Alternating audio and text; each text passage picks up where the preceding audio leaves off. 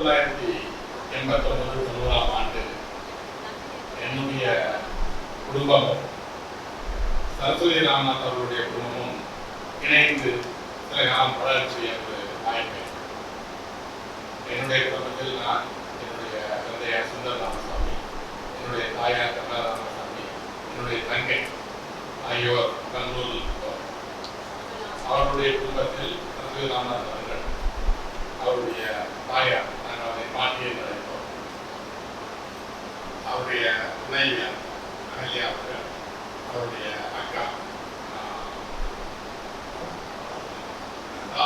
ராகுல் ஆகியோர் அங்கே இருந்தார்.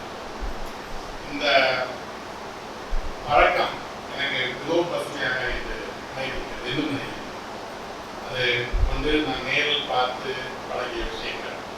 இரண்டாவது, அந்த குடும்பத்தை பற்றி என்னுடைய தந்தையார் பகிர்ந்து ஒரு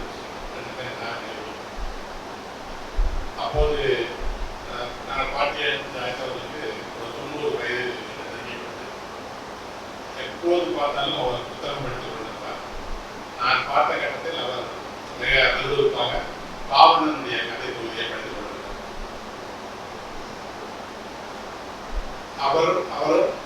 அவருடைய கணவர் ராமநாத் அவர்கள் 1920களில் ஒத்துழையாமை வழி உருவானவர்கள் என்று சூறாயிடம் சொல்லியிருக்கிறார். அப்படி உருவான தலைமுறையை இதுவரை நான் பார்த்திருக்கிறேன். அவர் எல்லோரிடமும் மிகவும் வித்தியாசமான ஒரு சமூகம் பற்றிய ஒரு விழிப்புணர்வு உண்டு. பிற்காலத்தில் சுதந்திரத்துக்கு பிறந்த தலைமுறையிடம் அதை நாம் பார்க்க முடியும். பதிவுகளும் அவர்தான். திரு ராமநாத் அவர்கள் இளம் வயதிலே காலமாகிவிட்டாலும் அவர் காந்தியவாதி. அவருடைய ஒரு கொள்கை, ஒரு ஆரம் தான் எங்கள் குடும்பத்தை வழிநடத்திக் கொண்டிருக்கிறது. அவர் உறுதியாக நம்பினார். இதை பார்க்கும்போது அது மிகவும் பொருத்தமான ஒரு விஷயமாக சொல்கிறேன்.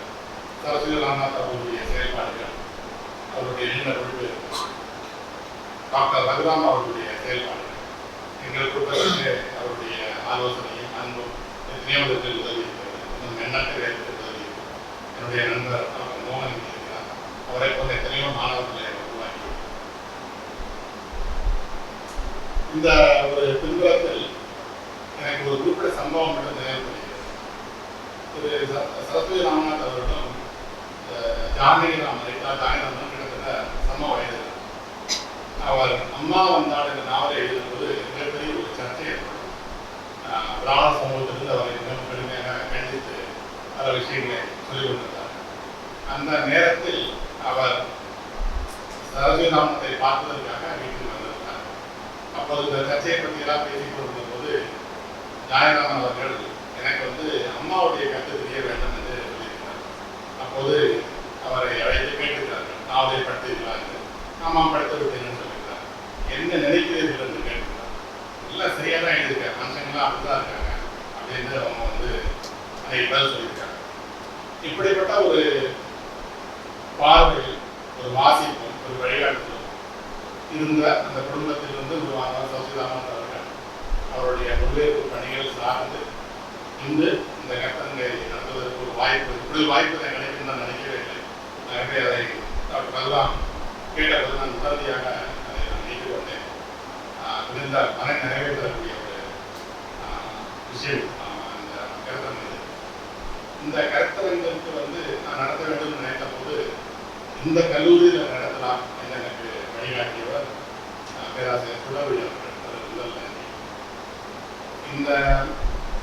இதை நடத்த வேண்டும் நான் நினைத்த போது எனக்கு உடனடியாக தோன்றியது, இதை வழிநடத்த வேண்டியவர், ஒருங்கிணைக்க வேண்டியவர் அந்த பாவன் அவர்கள். அவர் நேரடியாக சரஸ்வதி ராமநாத் பழகியவர். சமீபத்தில் அவருடைய ஒரு நேர்காணலை நான் 9 பிரசமாக நினைக்கிறேன். நான் அதை படித்த போது அவர் கன்னடத்தில் மொழிபெயர்ப்பதற்கு சரஸ்வதி ராமநாத் அவர்கள் தான் காரணம், ஊக்கம் வழங்கினார் என்று பேசியிருக்கிறார். இந்த நூற்றாண்டில் மிக முக்கியமான ஒரு செய்தியாக இருந்தது. நாங்கள் பெங்களூரில் அந்த குடும்பத்தோடு பழகிய போது எங்களோடு உடனிருந்தவர்கள் பாவண்ணன், முகமது அலி அவர்கள், மகாலிங்கம் அவர்கள், அவர் எல்லோரும் இங்கே வந்திருக்கிறார்கள். அது எனக்கு மிக மிகுந்த மகிழ்ச்சி தெரிவித்தது. இந்த அரங்கில் அவர்கள் இருப்பது மிகுந்த மகிழ்ச்சி தெரிவித்தது. இந்த செல்லம்மாள் கல்லூரியில் கல்லூரி முதல்வர் தமிழ்துறை அனைவரும் இந்த புத்தகை படித்தார்கள். கிட்டத்தட்ட ஒரு மாத காலமாக நான் தொடர்ந்து பேசி இதை ஒருங்கிணைத்தது துறை தலைவர் விமலா அவர்களுடன் நன்றி.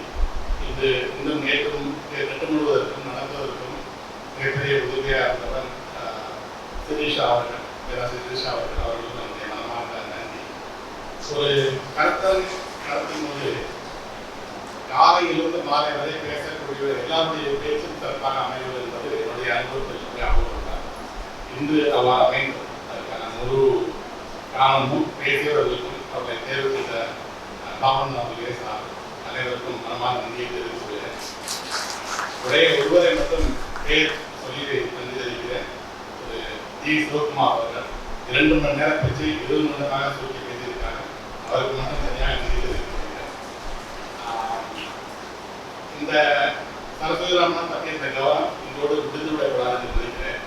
அவரை பற்றி இன்று பலர் பேசிய பிறகு அவருடைய மொழிபெயர்ப்புகள் படைப்புகள் பற்றி ஒரு கட்டுரை தொகுப்பை வெளியிடலாம் என்று ஒரு எண்ணம் ஏற்படுகிறது. திரு ரகுராமனுடன் பேசி கடந்த வாரம் ஆண்டிலிருந்து அவருடைய பேரில் ஒரு மொழிபெயர்ப்பு விருது வரணும் என்று நினைக்கிறோம். இன்னும் அந்த திட்டம் நிறைவடையவில்லை. கண்டிப்பாக அதுவும் நடக்கும். இதை சாத்தியப்படுத்திய அனைவருக்கும் மீண்டும்